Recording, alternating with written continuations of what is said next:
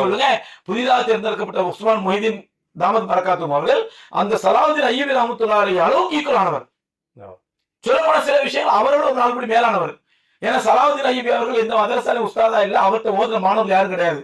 ஆனா இவர் ஆயிரக்கணக்கான உலமாக்களை உருவாக்கியவர்.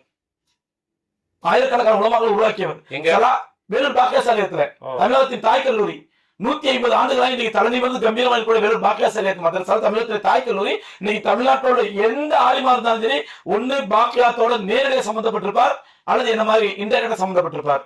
இப்ப நாங்க பாக்கியத்துல ஓதல, நேரடி தொடர்பு இல்லை. ஆனா எங்களுக்கு ஓதி கொடுத்த உஸ்தாத் பாக்கியத்துல ஓதுனவங்க.